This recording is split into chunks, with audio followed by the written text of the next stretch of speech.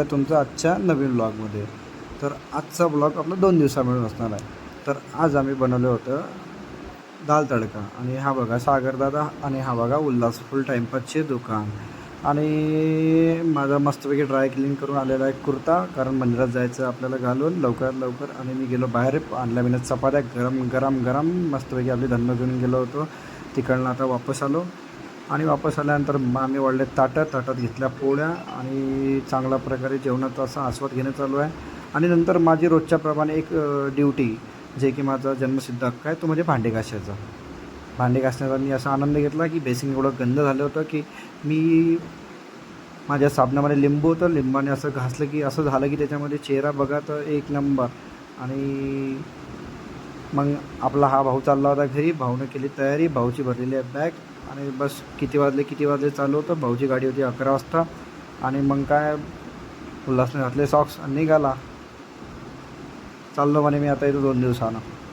मग काय आता आजचा दिवस बसलो ऑफिसमध्ये, काय करा ऊन खूप तपत होतं. मग पुस्तक घेतलं, थोडं पुस्तक वाचायला लागलो. पुस्तक वाचता त्याच्यामध्ये बऱ्याचशा काही गोष्टी शिकायला भेटल्या की आपण नकारात्मक गोष्टींकडे किती लक्ष देतो. तू हे करू नकोस, ते अपयशी होतील, लोक तुला हे म्हणतील ते म्हणतील, या गोष्टीकडे लक्ष देतो आणि आपण आपलं काही करू शकत नाही.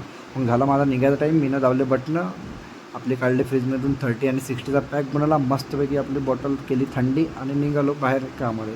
लगाया मैंने दुकान का और निकाले आपले धन्नो. आता आपल्याला इथं आज होती अक्षय तृतीया, आपल्याला काहीतरी खरेदी करायची होती. मग मी गेलो HDFC बँकेमध्ये. आणि 4:30 वाजले होते. बँक तर बंद होते, पण आपल्यासाठी जुगाड असल्यामुळे आपली बँक चालू राहते. मग मी थोडीफार खर्चा पाण्यापुरतं बाहेर आलो, कॅश घेऊन आलो, कॅश आणली आणि मी गेलो आपली खरेदी करायला. आणि नंतर मग मला माहीत पडलं की आज माझ्या का मित्राचा बड्डे आहे. पण ऊन एवढं होतं की मी आपला विदर्भ स्टाईलमध्ये मस्तपैकी दुपट्टा बांधला, ये ऐसा. आणि इथं पुण्यातले लोक बघतात आणि पुण्यातले लोक म्हणतात की हे काय आहे, पण त्यांना काय माहीत आहे की हे असं सुरक्षा कवच आहे. याला म्हणतात सन प्रोटेक्शन, की याच्यामुळे तुम्हाला कशाच प्रकारचं ऊन लागत नाही, चेहरा काळा पडत नाही. आणि आज माझ्या मित्राचा महेशचा बड्डे होता. मी त्याचा बड्डे सेलिब्रेट करायला गेलो.